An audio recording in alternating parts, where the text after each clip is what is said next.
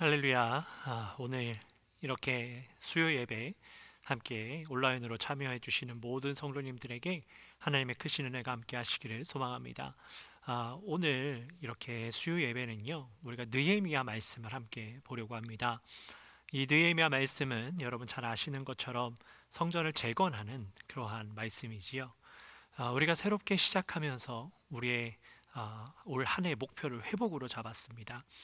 우리가 회복하는 데 있어서 하나님과의 관계 회복하는 것은 성전을 재건하는 것과 마찬가지입니다.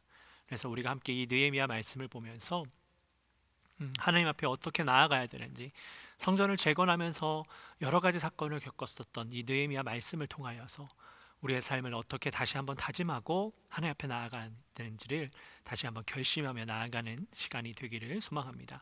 오늘 본문 말씀은 느헤미야 1장 1절부터 11절까지 말씀 우리 함께 보도록 하겠습니다. 제가 성경 말씀 봉독해 드리도록 하겠습니다. 하갈의 아들 느헤미야의 말이라. 아닥사스다 왕 제20년 기슬르월에 내가 수상궁에 있는데 내 형제들 가운데 하나인 하나니가 두어 사람과 함께 유다에서 내게 이르렀기로 내가 그 사로잡힘을 면하고 남아있는 유다와 예루살렘 사람들의 형편을 물은즉 그들이 내게 이르되 사로잡힘을 면하고 남아있는 자들이 그 지방 거기에서 큰 환난을 당하고 능욕을 받으며 예루살렘 성은 허물어지고 성문들은 불탔다 하는지라. 내가 이 말을 듣고 앉아서 울고 수일 동안 슬퍼하며 하늘의 하나님 앞에 금식하며 기도하여 이르되 하늘의 하나님 여호와 크고 두려우신 하나님이여 주를 사랑하고 주의 계명을 지키는 자에게 언약을 지키시며 긍휼을 베푸시는 주여 간구하나이다. 이제 종이 주의 종들인 이스라엘 자손을 위하여 주야로 기도하오며 우리 이스라엘 자손이 주께 범죄한 죄들을 좌복하오니 주는 귀를 기울이시며 눈을 여시사 종의 기도를 들으시옵소서. 나와 내 아버지의 집이 범죄하여 주를 향하여 크게 악을 행하며 주께서 주의 종 모세에게 명령하신 계명과 율례와 규례를 지키지 아니하였나이다.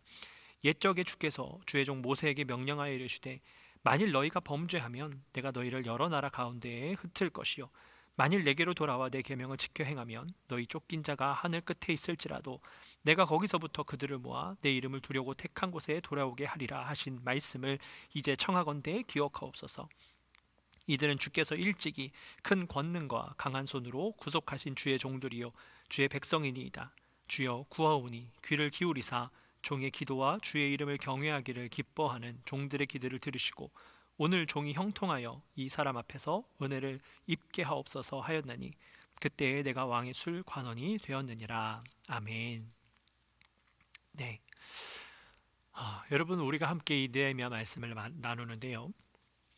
이 느헤미야 말씀 우리가 함께 나누게 될 때에 여러분들이 먼저 이 느헤미야 말씀을 함께 조금 읽으시면서 나오셨으면 좋겠습니다.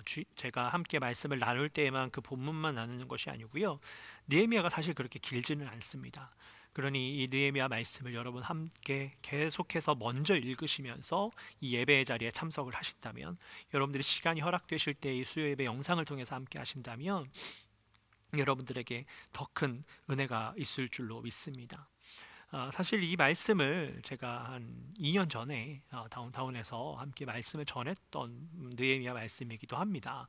사실 뭐 성경 말씀을 전하는데 어떻게 한 번 전했다고 그냥 안 전하겠습니까? 특별히 이 느헤미야 말씀이 우리의 삶을 회복하는 데 있어서 너무나도 많이 필요하다라는 것을 잘 느끼게 됩니다. 자, 여러분, 이 성경 속에 나타나는 이스라엘의 역사를 보면요, 족장 중심으로 그들의 삶이 이루어졌습니다. 그래서 그들이 아브라함의 하나님, 이삭의 하나님, 야곱의 하나님이라고 그렇게 고백을 하지요. 그렇게 그들의 삶이 이어지는 것이 이제 혈족 중심의 삶으로 이어지는 것을 여러분 잘 아실 겁니다. 그러다가 이제 출애굽을 한 이후에 가나안 땅에, 하나님께서 약속하신 젖과 꿀이 흐르는 땅에 정착하기 시작했고요. 그들을 이끌어가던 여호수아까지 삶을 다 하자 이제 그들은 하나님을 거스르는 삶을 살기 시작합니다. 그래서 하나님께서 그들을 다스리시기 위해서 사사들을 세우셨지요. 그렇게 하나님께서 세우신 사람이 선출이 되어서 이스라엘 백성들을 이끌어가고 있었습니다.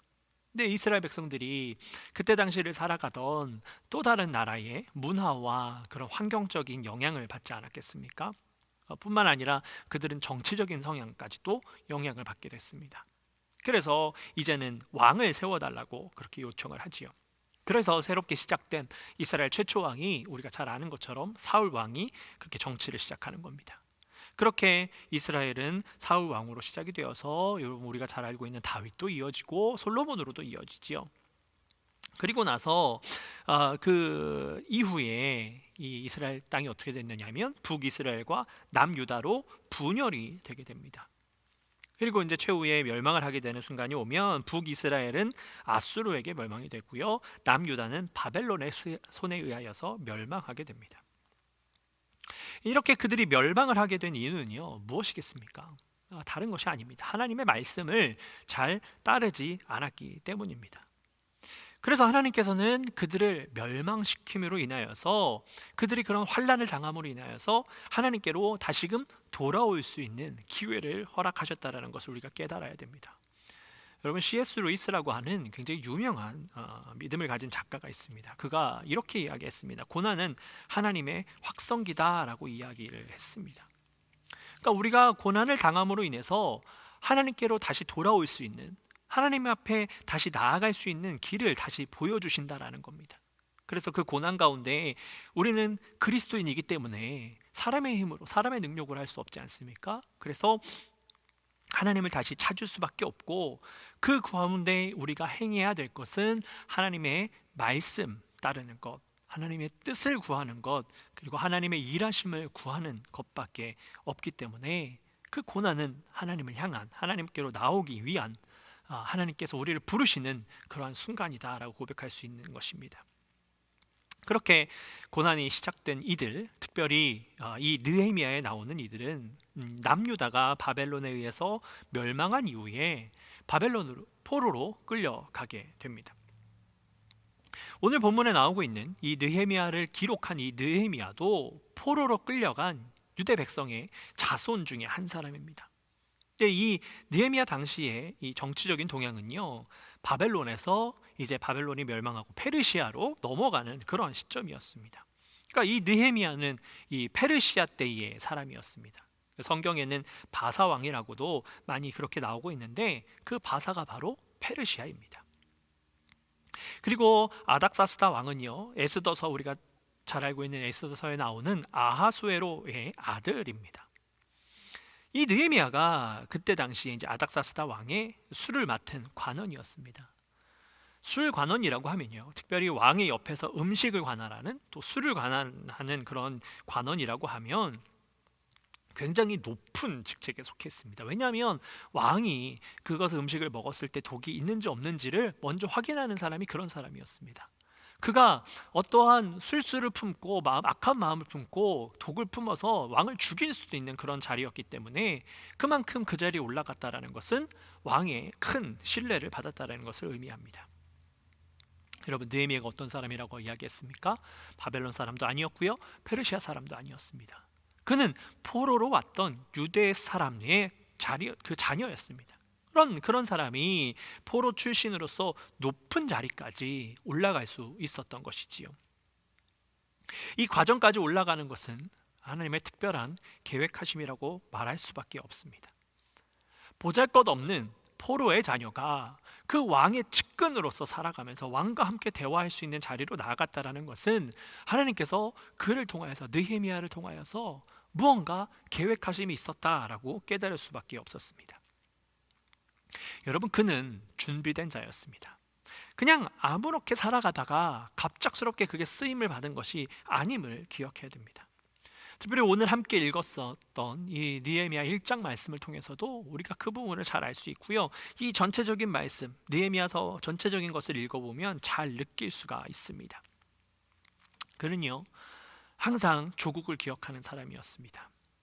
자신의 조국 유다 땅을 기억하고 그들의 민족을 기억하면서 마음으로 눈물을 흘릴 줄 아는, 정말 조국을 사랑하는 그러한 인물이었습니다. 조국이 잃어버린 하나님을 찾기를 바라면서 기도하는 그런 하나님의 마음에 합한 사람이었고요, 나라를 향한 그런 마음이 큰 사람이었습니다. 그런 그가 슬픈 소식을 접하게 됩니다. 오늘 함께 읽은 1장에 보면 느헤미야가 도성에 있을 때에 유다에서 포로로 끌려오는 사람들을 보게 됩니다.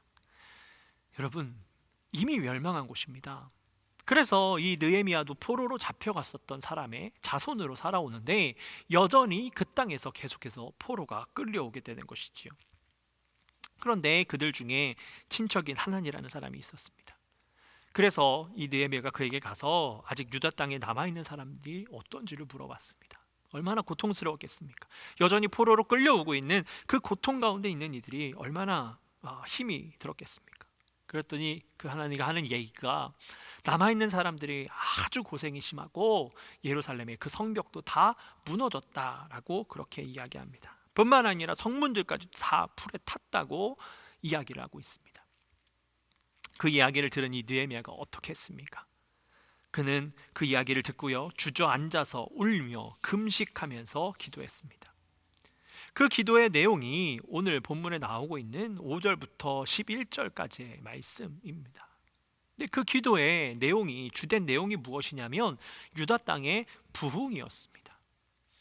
여러분, 우리가 흔히 부흥이라고 하면 뭔가 성장하는 것을 생각을 합니다. 그러나 여러분, 부흥의 어원은요, 리바이벌, 영어의 리바이벌의 어원은 다시, 그리고 바이브, 살다라는 겁니다. 그러니까 다시 말하면 다시 사는 것을 의미합니다.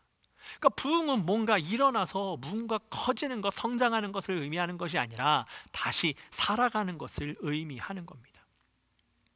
결국 느헤미야가 원하는 이스라엘의 부흥은 하나님과의 관계가 회복이 되어서 이스라엘 땅이 멸망되어서 고통 가운데 살아가는 것이 아니라 하나님과 다시 합하여서 하나님과 함께 다시 살아가는 것을 원하며 기도하고 있는 것입니다.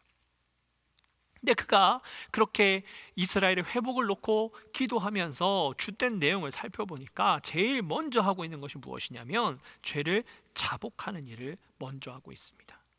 6절 말씀을 다시 한번 보시면 이제 종이 주의 종들인 이스라엘 자손을 위하여 주야로 기도하오며 우리 이스라엘 자손이 주께 범죄한 죄들을 자복하오니 주는 귀를 기울이시며 눈을 여시사 종의 기도를 들으시옵소서. 나와 내 아버지의 집이 범죄하여 라고 그렇게 고백하고 있습니다. 여러분, 우리가 흔히 무언가 회복이 될때 육신도 마찬가지고요, 정신적인 것도 마찬가지고 신앙적인 것도 마찬가지고 무언가 회복이 될 때에 자꾸만 내가 무언가를 해내야 된다고 생각을 합니다. 무언가 어떠한 좋은 프로그램이 있어야 된다 생각하고요, 어떤 물질적인 것이 있어야 된다고 생각을 합니다. 특별히 건강하려면 좋은 음식을 먹어야 된다고 생각하고 좋은 약을 먹어야 된다고 생각합니다.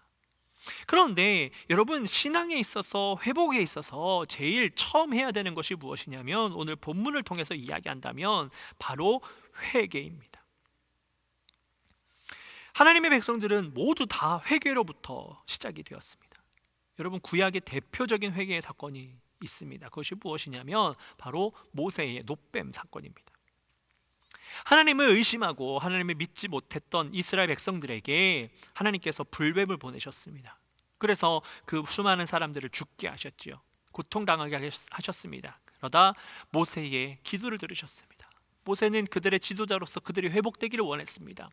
그래서 하나님 앞에 간절히 기도하지요. 그래서 하나님께서 그를 시키셔서 장대에 달린 놋뱀을 보고 그들이 회개할 때에 그들이 죽지 않게 되었던 것을 여러분 기억하실 겁니다. 또한 신약에 와서는요, 예수님께서 십자가에 달려 돌아가심으로 말미암아 우리가 그 십자가에 달리신 예수 그리스도의 보혈로 깨끗함을 얻는 것입니다. 그 깨끗함을 얻는 것, 그것 또한 우리가 제일 먼저 해야 되는 것이 무엇입니까? 회개해야 되는 겁니다. 회개하고 돌이키고 우리가 주님을 영접할 때에 우리가 깨끗함을 얻을 수 있는 것입니다. 그런 것처럼 우리는요, 제일 먼저 해야 될 것은 바로 회개의 삶입니다. 여러분, 그렇기 때문에 우리가 십자가를 바라보는 것입니다. 십자가는요, 예수 그리스도의 그 보혈로 말미암아 우리가 깨끗해짐을 얻는 것을 우리에게 보여주는 겁니다. 십자가는 우상이 아닙니다. 그것은 섬기는 것이 아닙니다. 그 십자가를 바라봄으로 말미암아 예수 그리스도께서 나의 죄를 위하여서, 나를 정결케 하기 위하여서, 나를 회개시키기 위해서 그 십자가에서 모진 고통을 당했다라는 것을 우리가 기억해야 되는 것입니다. 여러분, 왜 우리가 회개를 해야 되는 겁니까? 예수님께서 오시기 전 1년에 한 번씩 대제사장은요 지성소에 들어가서 하나님을 만날 수 있었습니다. 근데 그 지성소에 들어가서 이 대제사장이 했던 일은 무엇이냐면 이스라엘 전 백성의 죄악을 하나님 앞에 고백하고 제물을 드림으로 인해서 그 죄가 모두 다 해결될 수 있도록 하기 위해서 대제사장이 지성소 안에 들어가는 겁니다. 근데 여러분 잘 아시는 것처럼 대제사장이 지성소에 들어갈 때 어떻게 합니까? 허리에 띠를 띠고 들어갑니다. 왜냐하면 이 대제사장이 범죄하였으면 하나님 앞에 들어갔을 때에 죽임을 당합니다. 그래서 지성소에 아무나 들어갈 수 없기 때문에 혹 그가 하나님께서 그를 치셔서 그가 죽게 됐을 때에 그 끈을 잡아당겨서 그가 그를 시신을 끌어내는 거예요. 그 끈에는 방울이 달려 있습니다. 그래서 방울을 달라달랑 흔들었을 때 반응이 있으면 그가 살아있는 것이고 반응이 없으면 그가 죽은 것이기 때문에 그를 끌어내는 거예요. 여러분, 이렇게 기억해야 될 것은 하나님 앞에 설 수 있는 것은요 죄가 없을 때 설 수 있습니다. 죄인은요 하나님 앞에 설 수가 없었습니다. 그 죄의 문제가 해결이 돼야지만 하나님 앞에 서서 하나님의 음성을 듣고 하나님과 함께 할 수 있었던 거예요. 그래서 구약에서는 제사를 통해서 번제를 통해서 속죄제를 통해서 해결을 받았고, 예수님께서 이 땅 가운데 오셔서 십자가 사건을 이루심으로 말미암아 단번에 그 제사를 다 끊으시고 예수 그리스도를 통한, 오직 예수 그리스도의 그 보혈을 통한 죄의 용서를 우리가 받을 수 있도록 해주셨던 겁니다. 그래서 우리가 그리스도를 믿음으로 말미암아 하나님께로 갈 수 있는 길이 열린 것이지요. 그래서 성경은 계속해서 우리에게 거룩해야 된다라고 말씀하고 있는 겁니다. 여러분, 이 거룩이 무엇입니까? 거룩은 무언가 성스럽다는 것을 의미하지 않습니다. 여러분 잘 아시는 것처럼 거룩은 구별되는 것입니다. 세상의 죄와 구별되어서 하나님의 말씀으로 예수 그리스도의 보혈의 피로 말미암아 주님의 뜻으로 살아가는 것을 의미하고 있습니다. 그 자격을 유지하면서 살아가라는 겁니다. 그러니 우리는 그 거룩함을 가지고 하나님 앞에 선 자로서 이 땅에 함께 살아가야 됩니다. 그렇기 때문에 우리가 날마다 회개해야 되는 겁니다.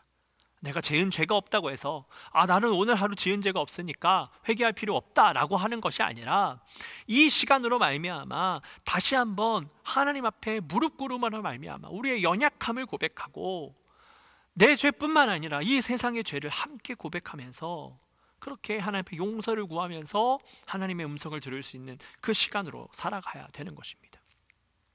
여러분, 느헤미야도 이 사실을 너무나도 잘 알았습니다. 하나님 앞에 죄의 문제가 해결되지 않으면 하나님께로 나아올 수 없다는 것을 너무나도 잘 알기 때문에 먼저 자신의 죄를 자복하는 겁니다. 그가 어떤 죄를 저질렀습니까? 여러분, 그의 죄 때문에 유다가 남유다 땅이 멸망했습니까? 실상으로 본다면 여러분 그런 것도 아닙니다. 그의 죄가 얼마나 크다고. 그는 포로의 후예였어요. 그러니 그가 죄를 지었다고 할지라도 이미 멸망한 땅에 조상의 땅이었기 때문에 그의 죄로 인하여서 남유다 땅이 멸망하는 것 아니었습니다. 그에게는 사실상 남유다 땅이 멸망한 것에 대해서 어떠한 보탬도 하지 않았어요. 그러나 그는 하나님 앞에 기도할 때에 정결함으로 서기 위해서 모든 죄를 자복하며 나아가는 겁니다. 일을 먼저 하지 않았습니다. 무언가 회복하기 위해서 달려들지 않았습니다. 그것이 아니라 자기에게 주어진 사명이 먼저가 아니라 하나님 앞에 거룩함으로 서는 것이 먼저였습니다. 그래서 그는 무릎 꿇고 엎드려서 기도했습니다. 여러분, 우리에게 비추어 보면요, 우리의 삶에서 주어지는 모든 일들 중에 기도를 해야 하는데 십자가 아래서 우리의 죄가 해결이 되는 것이 먼저입니다. 다른 사람의 죄가 있던 없던 것에 그것은 중요치 않습니다. 먼저 내가 하나님 앞에 나아가서 나의 죄성이 해결되지 않는다면, 나의 연약함이 해결되지 않는다면 우리는 하나님 앞에 설 자격이 없다라는 것을 기억해야 됩니다. 그런데요, 이 느헤미야의 기도를 보니까 그는 자신과 자기 집안의 죄로부터 시작해서요 이스라엘 전체의 그런 죄까지 회개했습니다. 그것은 그만큼 그가 나라와 민족에 대한 책임감을 가지고 있는 사람이라는 것입니다. 여러분, 책임감이 없는 사람은요 다른 사람의 문제에 대해서 접근하지 않습니다. 이고 다른 사람이 어찌됐든 상관하지 않습니다. 문제가 생기면 자기에게서 다 자기의 문제까지도 다른 사람에게 떠넘기는 사람이 책임감이 없는 사람입니다. 그러나 책임감이 있는 사람은 어떻습니까? 다른 사람의 문제까지도 다 떠안으려고 합니다. 다른 사람을 편안하게 하려고 하고요, 자신의 문제가 아니라고 할지라도 그 문제를 함께 나누면서 해결하려고 노력하는 사람이 참 리더라고 할 수가 있습니다. 그리고 그 책임을 지는 사람은 성경을 토대로 말씀을 드리면 그는 기도하게 되어 있습니다. 여러분, 기도가 무엇입니까? 기도는 하나님 앞에 의탁하는 것입니다. 자신의 힘으로 되는 것이 없음을 인정하고요, 하나님 앞에 서는 것이에요. 그리고 하나님 앞에 의탁한다는 것은 내가 책임져야 할 모든 상황들을 인정하고 사랑하고 받아들이는 것을 의미하는 것입니다. 이 느헤미야의 기도를 보니까 자신이 저지르지도 않은 나라의 죄악들, 이 민족의 죄악들까지도 자신의 죄처럼 여기면서 흐느끼면서 회개했습니다. 그는 준비된 리더였습니다. 기도로 준비하는 사람이었고 결국 하나님께서는 그렇게 준비된 자를 쓰시기 시작했습니다. 여러분, 성경을 보면 그가 하나님 앞에 그렇게 기도하고 나서 그가 왕의 술 맡은 관원이 되었다라고 마지막 11절 말씀에 기록을 하고 있습니다. 그리고 그가 술 맡은 관원이 되어서 그 왕의 부르심을 받아서 나아갔을 때에 멸망하였지만 그 나라를 회복시키는, 자기의 조국을 회복시키는 그러한 리더로 하나님께서 세워주셨다는 것을 여러분 기억해야 됩니다. 하나님께서 그를 왜 세워주셨을까요? 그것은 다름이 아니라 나라와 민족을 품으면서 기도했기 때문입니다. 리더다운 그런 면모가 있었기 때문에 하나님께서 그를 세워주셨던 거예요. 이미 멸망한 나라였지만, 이미 포로였지만 하나님께서 그를 세워주셔서 정말로 천한 자였지만 왕의 측근으로 살아가게 하시고 그 왕이 신뢰하는 사람으로서 그 땅을 회복시키는 자로 그를 보내주셨다라는 겁니다. 그래서 느헤미야는 이스라엘의 리더가 되어서 그 무너진 예루살렘을, 무너진 하나님의 도성을 재건하는 일을 시작하게 되는 것입니다. 우리는 이 느헤미야의 기도를 통해서 많은 것을 볼 수가 있습니다. 우리가 잊지 말아야 할 것은요, 누구 단 한 사람만 리더로 세우시는 것이 아닙니다. 여러분, 우리가 교회의 회복을 함께 이야기하는데 저를 목회자로 세우셨다고 해서 저 혼자만을 세우시고 저 혼자만을 통해서 일하시지 않습니다. 하나님께서는요, 이 영상을 통해서 함께 예배하는 여러분들을 각자의 처소에서 리더로 세우셨습니다. 가정의 리더로 세우셨고요, 일터에서도 리더로 세우셨습니다. 우리 교회에서도 여러분 각자의 위치에서 세워진 리더라는 것을 잊지 마셨으면 좋겠습니다. 어떠한 직책이 있고 없고를 떠나서 직책이 없다고 해서 리더가 아닌 것 아닙니다. 주님은요, 낮고 천한 사람들, 부족한 사람들을 들어서 쓰셨습니다. 오히려 하나님께서는요, 저보다 여러분들을 더 쓰실 수 있다는 것을 기억하셔야 됩니다. 그러니 우리가 각자에게 맡겨주신 그 사명을 감당하기 위해서 우리는 우리의 삶의 기초를 든든히 해야 됩니다. 그 기초가 무엇입니까? 기도입니다. 그 기도의 기초를 쌓을 때에 우리가 해야 할 것은요, 느헤미야가 했던 것처럼 책임감을 느끼고 먼저 회개하며 나아가야 됩니다. 먼저는 나 자신의 죄악을 회개하고요, 그리고 나아가서 우리의 공동체를 위하고요, 이 지역을 위하고요, 나라를 위해서 우리가 함께 기도할 때에 하나님께서 우리를 세워주셔서 하나님께서 이곳을 변화시키는 그러한 진정한 지도자로 세워주실 줄로 믿습니다. 그러기 위해서 공감하는 능력을 가져야 됩니다. 함께하는 마음을 가져야 합니다. 함께하지 못하면 여러분, 하나님의 마음을 느낄 수가 없습니다. 제가 계속해서 우리 교회를 하나 둘씩 세워나가면서 기도를 하는데 우리 교회 이름이 정해지고요, 여러 곳 가운데에 인터넷으로도 여러 것을 세워나가는 가운데 하나님께서 제게 주신 마음이 있었습니다. 그것이 무엇이냐면 하나의 슬로건이었습니다. 하나님과 함께, 이웃과 함께 주님의 나라를 이루어가는 우리 교회라는 슬로건이었습니다. 제가 예전에도 말씀을 드렸지만 우리 연합감리교회라는 이 이름을 품기 시작했을 때에 하나님께서 계속해서 말씀 가운데에 저에게 그 이름의 소중함을 깨우쳐 주셨습니다. 여러분, 그동안 수많은 교회가 함께 가지 못했습니다. 어떤 한 사람을 통하여서, 몇몇 그룹을 통하여서 교회가 갔습니다. 물론 그렇게도 행해서 나갈 수는 있죠. 그러나 건강하지 못합니다. 그러나 우리가 정말로 하나님께서 원하시는 우리라는 이름처럼 하나가 되어서 함께 하여서 이루어 나아갈 때에 하나님께서 우리 공동체를, 우리 교회를 정말로 귀하게 사용하여 주실 줄로 믿습니다. 그런데 그 근간에는 분명한 사실은 기도가 있어야 됩니다.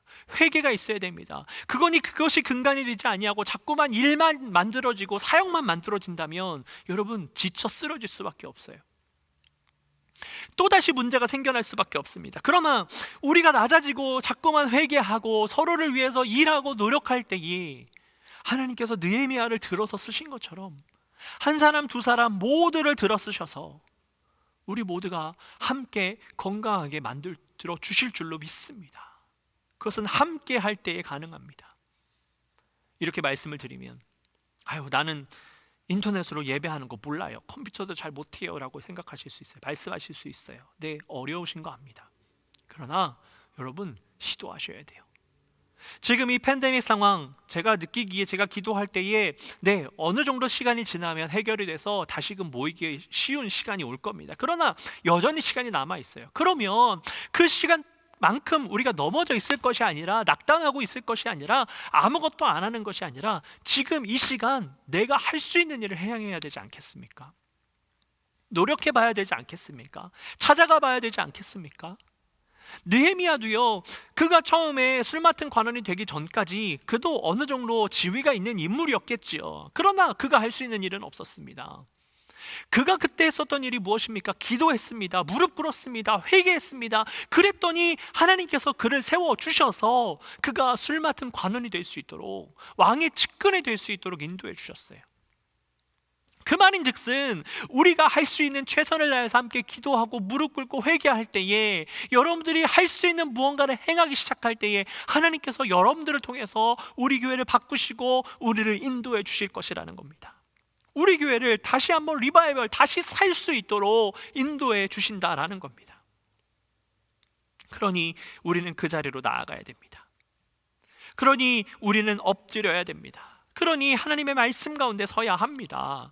여러분, 예수님께서도요 그 사실을 너무나도 잘 아셨기 때문에 마태복음 6장 33절에 이렇게 말씀하셨습니다. 그런즉 너희는 먼저 그의 나라와 그의 의를 구하여라. 그리하면 이 모든 것을 너희에게 더하시리라. 무엇을 먼저 구한다고요? 그의 나라와 그의 의입니다. 하나님의 나라와 하나님의 의를 먼저 구할 때에 하나님께서 그 모든 것을 다 더하시고 인도해 주신다라고 예수님께서 분명하게 말씀하셨습니다. 여러분, 그렇습니다. 우리는 하나님의 것을 먼저 구해야 됩니다. 그러니 우리는 내가 죄가 없다 할지라도 회개해야 합니다. 엎드려야 합니다. 우리가 책임을 질 수 있는 사람이 되어야 합니다. 그럴 때에 하나님께서 우리를 세워주실 줄로 믿습니다. 여러분, 느헤미야가 안 힘들었겠습니까? 어렵지 않았겠습니까? 그는 힘들었습니다. 어려웠습니다. 그러나 그럴 때일수록 더욱더 무릎을 꿇었습니다. 여러분, 성경을 보시면, 느헤미야 말씀을 보시면요, 느헤미야가 이 성경을 기록한 것이 그때그때 기록한 것이 아니고요, 일이 모두 다 마무리된 그런 순간이었습니다. 근데 이 말씀을 읽어 나가면서 느껴지는 것이 무엇이냐면, 그 순간에도요, 하나님께서 일하신 것을 경험했었던 그 순간에도 그에게 어려움은 있었습니다. 방해가 있었습니다. 하나님께서 불러주셔서, 하나님께서 사용해 주셔서 그 자리로 갔는데 그 자리에도요 어려움은 있었어요. 그러나 그는 끝까지 하나님을 신뢰하면서 그 길을 걸었습니다. 우리도 그러하기를 원합니다. 하나님을 신뢰하며 하나님의 말씀 가운데 서서 하나님의 뜻 가운데 나아가는 우리의 삶이 되기를 소망합니다. 그래서 변화되어서 이 땅을 변화시키고 이 땅을 섬기고 하나님의 이름을 이 땅 가운데 높이는 그러한 우리 모두가 되기를 소망합니다. 힘들고 어려운 시간입니다.